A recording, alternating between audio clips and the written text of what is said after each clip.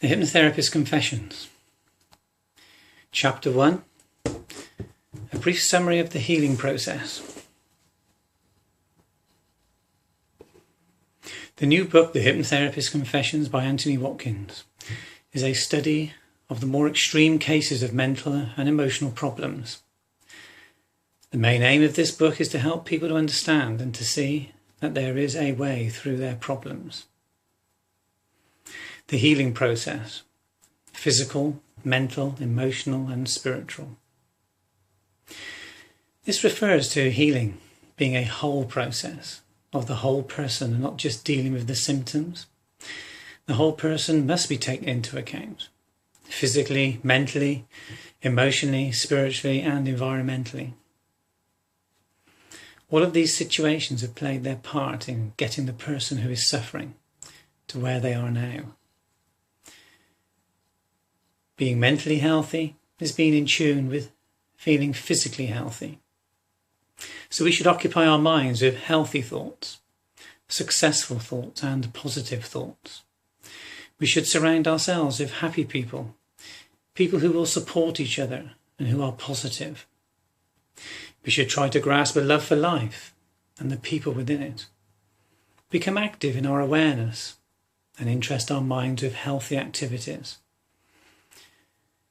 The creed: I can and I will succeed.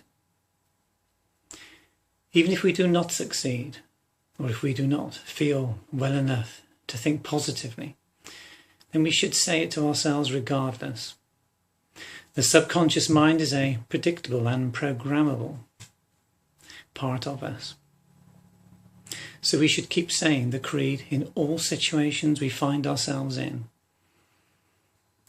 In as little as a few weeks, our subconscious mind will begin to believe it, and those feelings will follow.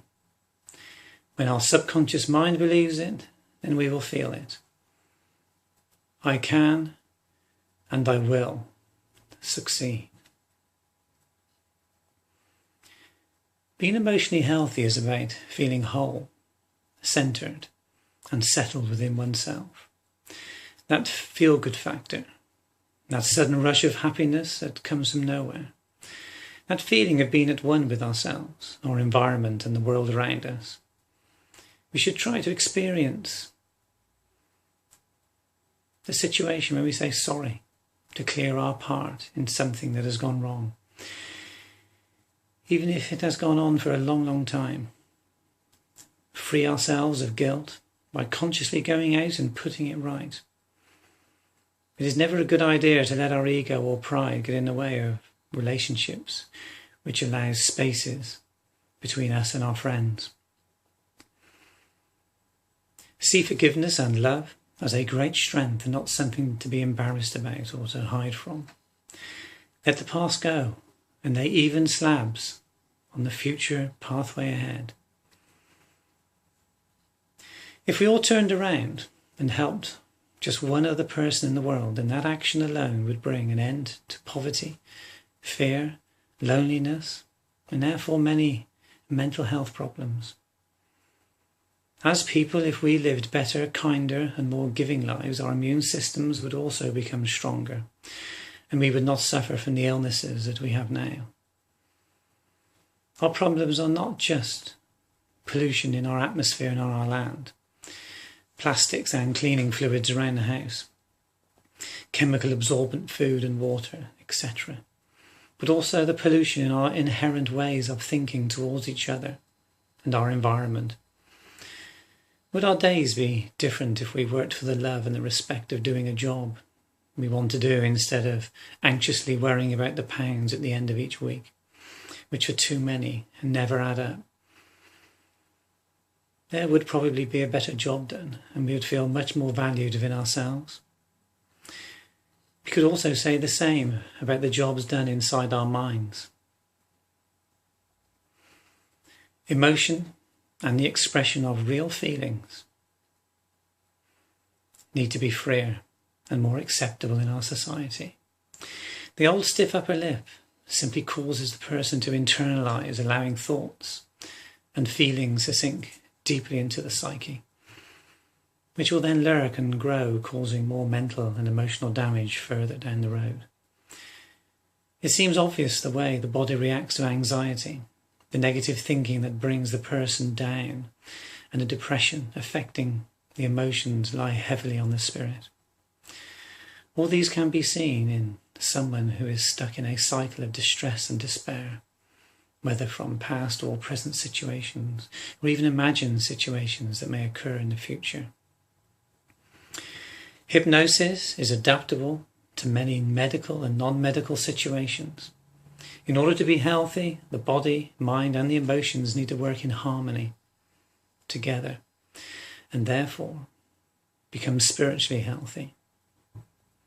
For this to happen correctly, the body, mind, and emotions need to connect with other people, nature, and the environment. Some are aware of it, some only hear about it, and others rarely experience it. There is so much love and compassion seen in the world. If only people would open their eyes and see the true human spirit at work. The little things, the good that ordinary people do for each other every day, make a big difference and show us all that there is still a little hope in the world. If you are lucky enough to see human compassion in action, then you will know that it is very powerful and is often spontaneous. It makes it difficult to understand why there is so much pain and agony inflicted on others simply to satisfy a predator's desires and fulfill their egos. Some people treat themselves as a friend, others give themselves hard tasks, others are self-destructive, and a few punish themselves with blame and self-criticism. If we are good to ourselves and good to others, then it will often be returned. If we value ourselves, then others will tend to value us. Value a relationship, and they will also value that relationship. A relationship rarely works if we make no input, and the other person will simply drift away. It does not work if we always expect input and praise from someone else without also giving. We must try to always give someone we value the best we can offer, whether it is our time, our happiness, our concern, or support. This will not only reflect back onto ourselves, but it will also show them our commitment. The same applies if we do not receive any input from someone else, then the feelings in that relationship is likely to fade away. We should try to value ourselves and others around us, balance out our own needs, and do what we can to support them.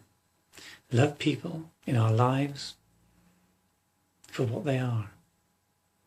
We should always be prepared to help someone without personal gain, if there is a need.